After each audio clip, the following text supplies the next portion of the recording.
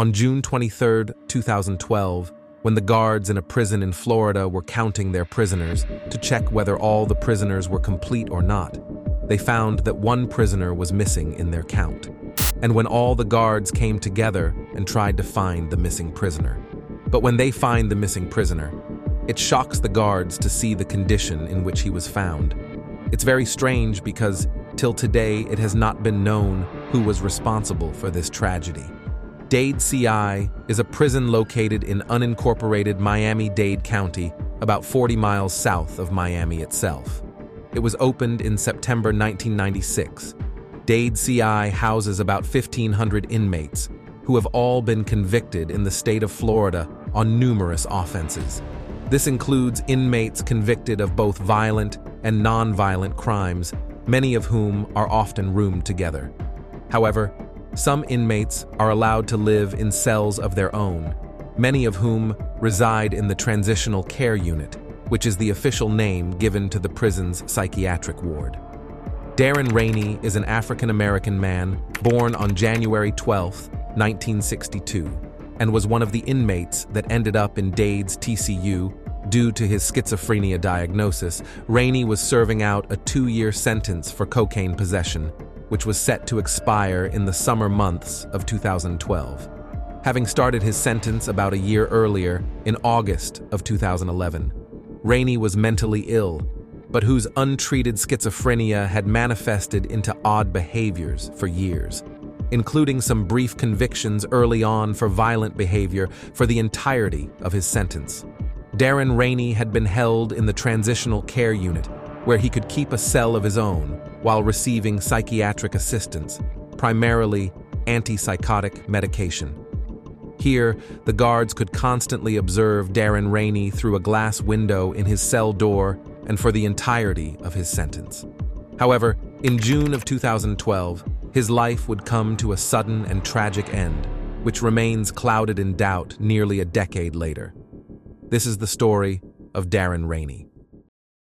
June 23, 2012, was just a few weeks before 50-year-old Darren Rainey was set to be released from Dade Correctional, with his expected release date coming up in July. That Saturday, 6 correctional officers, including one sergeant, were assigned to the 4 p.m. to 12 a.m. shift in the West Wing of the Transitional Care Unit, where Darren was being held. These officers would split up their tasks and check in with inmates every half hour, at around 6:30 p.m. CEO Cornelius Thompson, a 3-year veteran of Dade Psy, checked in on Darren in his cell and noticed nothing unusual. It was a quiet summer evening, and Thompson continued with his duties about an hour later, shortly before 7:30 p.m.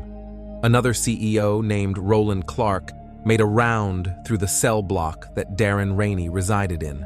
Clark had been working at Dade C for just over 2 years, but was well-liked and respected by his fellow staff members.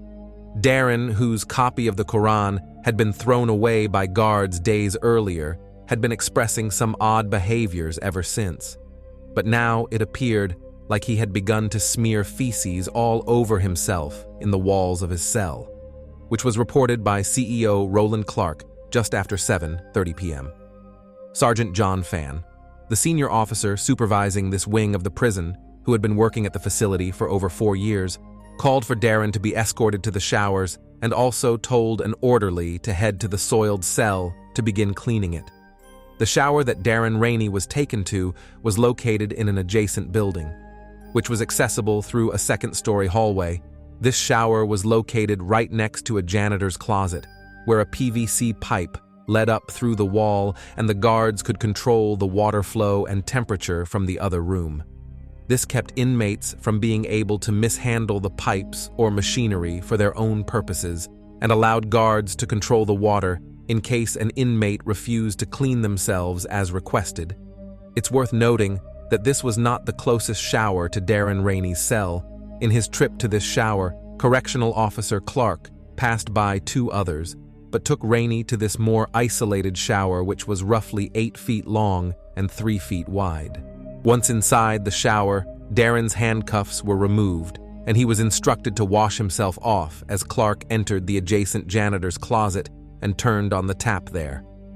Clark, who claims to know that Darren had a history of refusing to clean himself in the past, then went to retrieve soap from a nearby cell.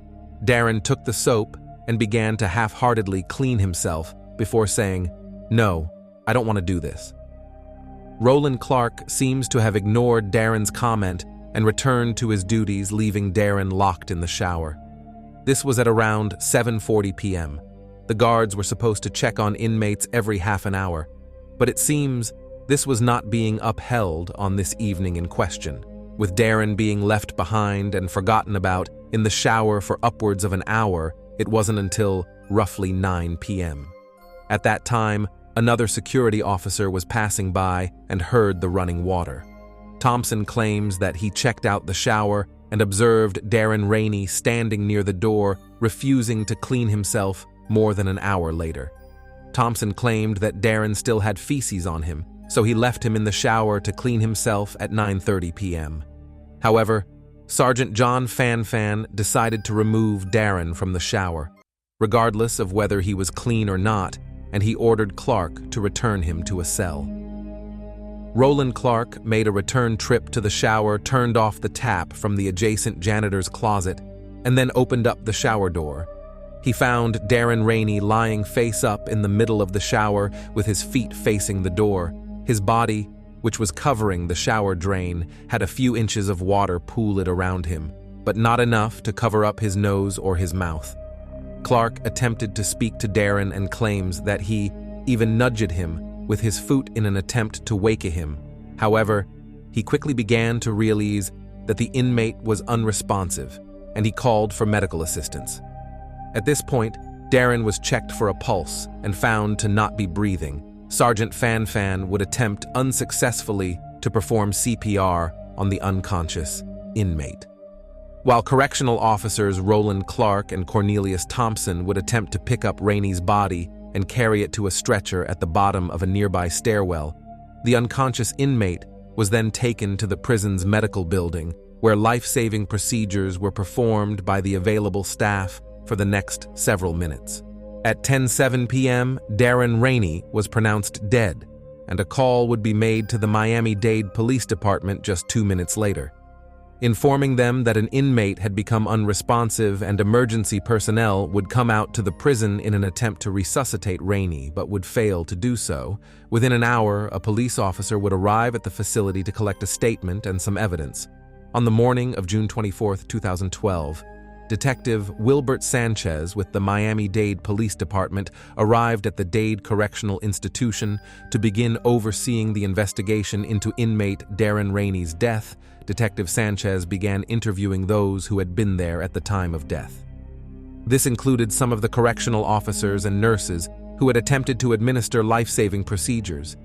In total, Detective Sanchez would collect statements from 4 people that morning, none of whom were Rainey's fellow inmates. 4 people who spoke to Detective Sanchez that morning.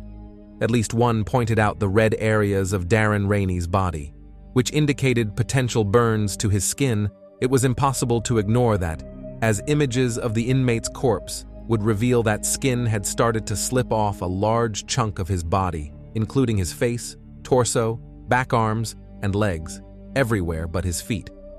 Despite that, the CEOs that had overseen that wing of the prison that evening told Detective Sanchez that Rainey had not screamed or given any kind of inclination that he was in pain while in the shower, having been left in there for roughly 2 hours with very minimal supervision. As a result, Detective Sanchez labeled Darren Rainey's death as unclassified, pending a further investigation which would necessitate a thorough autopsy to be held later that day. David Lillard, a detective with the MDPD's crime scene unit, arrived at Dade C at around 12:45 a.m.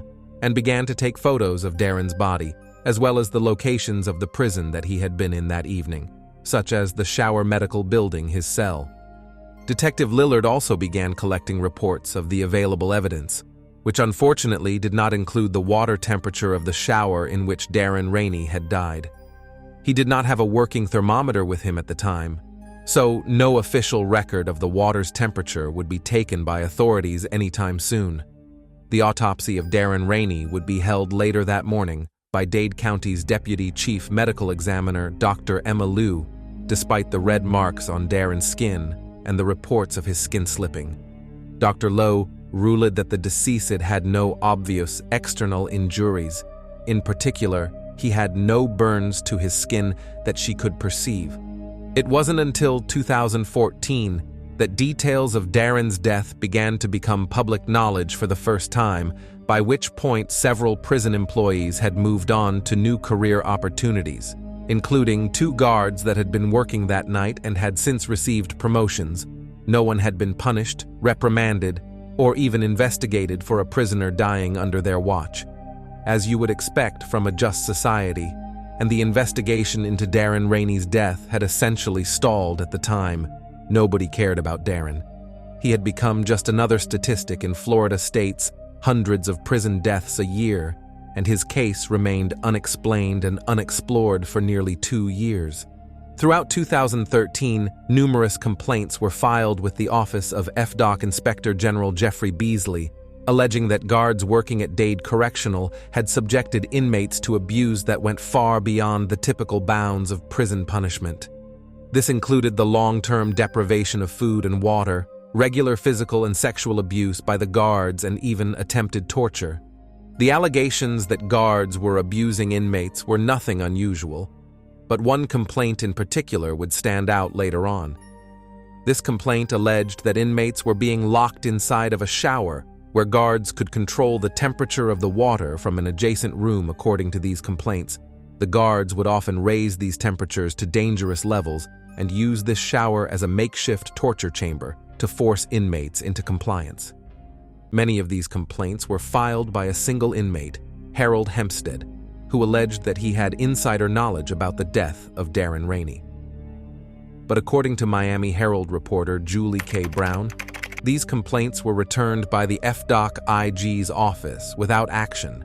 This inactivity eventually led to the September 2013 suicide of 40-year-old inmate Richard Mayer, who hung himself in a cell, leaving behind a suicide note. In it, he claimed, "I was in a mental health facility, I was supposed to be getting help for my depression and suicidal tendencies, and I was assaulted." Richard Mayer alleged that guards were not only complicit in much of the physical abuse that was rampant in the mental health facilities at DCI. Unsurprisingly, a subsequent investigation by the FDOC Inspector General failed to find any evidence of this alleged misbehavior. By April of 2014, Miami Herald reporter Julie Brown had started to dig into the Florida prison system for an upcoming series and had started to look into the still unexplained case of Darren Rainey, who had died nearly 2 years prior. Since 2012, Dade County's Deputy Chief Medical Examiner, Dr. Emma Liu, had claimed that the autopsy was still not finalized and awaiting further investigation by the Miami-Dade Police Department. Similarly, the MDPD would claim that they were awaiting autopsy results before they could move their case forward. Shortly after, it began, and it wasn't until reporters with the Miami Herald began looking into it and asking questions that nobody had answers for, that the case was finally kicked back into motion. It was in April of 2014, 22 months after the death of Darren Rainey, that MDPD detective Wilbert Sanchez began to revisit the case. He then reached out to Dr. Liu, who had performed the original autopsy, and the decision was made to begin revisiting the case by collecting all of the available evidence. This would include collecting statements from people who had not been questioned in the original investigation, and would also require that those who had been questioned be re-interviewed by investigators. Harold Hempstead, an inmate at the Dade Correctional Institution, was one of the inmates whom authorities turned to when they began their investigation. He had been the inmate whose cell was located directly below the shower that Darren Rainey had been put in on the night of his death, and who the correctional officers turned to when they needed soap that evening.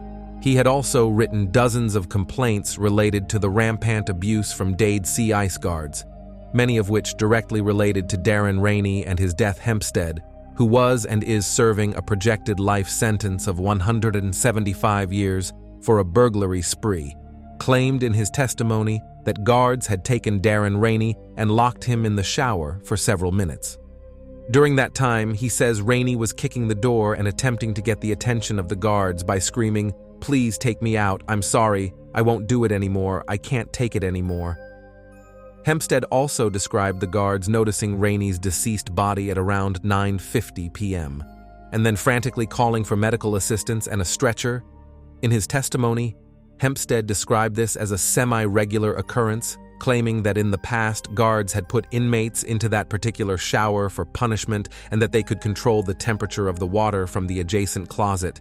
He alleged that other inmates had faced similar treatment, sometimes with cold water and other times with hot, but that it had never been done to this extreme before. He also claimed that the size of the shower, which was roughly 8 feet by 3 feet, was just large enough to avoid getting hit directly with the water, but that it would begin to pool around the inmates' feet. Meanwhile, the heat and steam would continue to build up with the slots in the door providing very little ventilation for those inside. Michael J. McLaughlin, another inmate who was serving an extended sentence at Dade, was housed close to the shower. During his testimony, he recalled Darren Rainey being held in the shower for 1 or 2 hours with a small period of screaming near the end, right before the guards started responding and calling for medical assistance. Brian Hernandez, an inmate who was released from custody in February of 2013, told investigators that he remembered this incident well. "You recall Darren Rainey being taken to the shower early in the evening and then left there. This was followed by an extended period in which Rainey was screaming that he wanted out. This was approximately 30 minutes according to Hernandez, who claimed that the screaming was ignored by the guards. Later, when Darren Rainey's body was being carried out of the cell by guards, Hernandez recalled seeing pink flesh on the deceased inmate's legs, which stood out against his otherwise dark skin. Gary Bown, an inmate who was serving a life sentence for murder, also spoke to investigators about the night in question. He said that he recalled seeing Rainey taken to the shower and locked inside, right before the guard that escorted him there entered the adjacent closet and turned on the water. Gary Bown would later state that he witnessed the guards pulling Rainey out of the shower, describing the deceased as burned and looking like a boiled lobster. Mark Joyner was another inmate serving a life sentence for murder and grand theft, who only agreed to speak to investigators after being moved to another prison. Allegedly fearing reprisal from the guards that worked there, he claims to have witnessed Darren Rainey being taken to the showers, then locked inside while screaming that the water was too hot. The following morning, Joyner says that he was given cleaning supplies by prison staff and told to clean the showers. Others stated that they knew about the Darren Rainey case in particular, with his being killed after suffering through a similar treatment. These inmates would claim that Darren was screaming and begging for help throughout the roughly 2 hours that he was locked in the shower, yelling out that he wouldn't do it again, please, which was ignored by the guards.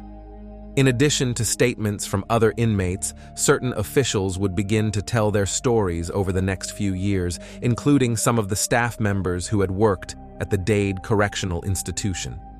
George Mallinckrodt was a psychotherapist who worked at Dade's Transitional Care Unit, the same unit that Darren Rainey had been housed in at the time of his death. He worked there between 2008 and 2011, leaving the year before Darren Rainey's death, but later stated that he knew many of the guards there had a history of abuse in a letter written to the U.S. Department of Justice after leaving his position. Mallinckrodt wrote that guards in the TCU taunted, tormented, abused, beat, and tortured chronically mentally ill inmates on a regular basis. Harriet, a psychiatric technician who worked at DCI between 2010 and 2013, spoke to The New Yorker in an interview that was published in 2016 and detailed a lot of the abuse that the inmates had had to endure, most of which was tantamount to torture, which she struggled to come to grips with as a fellow staff member. While she didn't have any specific knowledge of Darren Rainey's death, much of what she saw and heard at the prison fit in with what inmates had been telling authorities for years, only to be ignored. She also claimed that authorities at the prison had tampered with evidence to prevent the truth of the Darren Rainey case from ever coming to light, and they had more than a year to do so without anyone asking questions. Some of the staff members who were questioned by investigators included the personnel that had attempted to save Darren Rainey's life on the night of June 23, 2012. One nurse claimed that his body's temperature was exceeding 102 degrees Fahrenheit by the time they saw him, and another claimed that he was so warm that his temperature could not be measured by their thermometers. Alexander Lopez, a paramedic who saw Rainey's body that evening, described him as sustaining second and third degree burns on 30 of his body. While nurse Brittany Wilson wrote in her report that Rainey had first degree burns to 90 of his body, there were burn marks on Darren's body, which Dr. Liu denied entirely during the autopsy that she performed. Prison officials would later tested the temperature of the water from the shower where Darren Rainey died, and found that it could reach upwards of 160 degrees Fahrenheit, which was definitely hot enough to cause burns, especially if someone were to be left in a confined space with that water and steam for an extended period of time. In December 2015, Dr. Emma Liu began to finalize her report on the case of Darren Rainey's unexplained death. Dr. Liu ruled that Darren Rainey's cause of death was accidental in her report. She included information about Rainey's history of schizophrenia, which may or may not have impacted his nervous system and elevated his body's temperature. Dr. Liu's conclusion seemed to ignore the skin slippage all over Darren's body, which she had noted in her prior autopsy as visible trauma throughout the decedent's body, but because Dr. Liu had found these to not be burns, she stated that Darren Rainey's skin, which was quite literally slipping off of his body by the time it was discovered, had been caused by friction.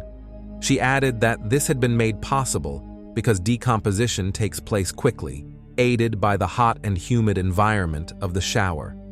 Later, when asked why it had taken her nearly 4 years to come to this conclusion, Dr. Liu explained that there had been 174 deaths in local area prisons over the past decade, and each had required its own separate investigation. However, according to Dr. Liu, there had been no sign of abuse in any of these cases, which seems to be almost statistically impossible. In 2017, Catherine Fernandez Rundle, the state attorney for Miami-Dade County, would follow this up by releasing a 101-page report, which explained why none of the guards were responsible for locking Darren Rainey in a shower for close to 2 hours, ultimately leading to his death. Would be facing charges. The report, which was released late on a Friday afternoon on St. Patrick's Day. In 2014, a black female inmate named Latandra Ellington died just days after writing letters to her family, expressing fears that guards were going to harm her. A couple of guards reportedly threatened her after she witnessed them doing illegal activities. And her death, which was declared to have been caused by heart disease, ignoring the bruises that covered her body, continues to be mired in mystery and confusion today. The year 2000, more than 2,000 inmates have died in Florida prisons, and countless others have received cruel treatment that continues to be ignored by the world at large, and/or covered up by the authorities that are meant to uphold the integrity of our criminal justice system. Of the 2,000 deaths, in January 2018, the family of Darren Rainey received a $4.5 million settlement from Florida's Department of Corrections, which, as always, was paid out through taxpayer money. To date, no one has been charged with his death. And despite the state of Florida paying out a 7-figure settlement to make the case from his family go away, his death remains listed as accidental. So it means that the story of Darren Rainey remains unresolved. So this is the story of Darren Rainey. If you like the video, just subscribe to this channel and hit the bell icon to become our family.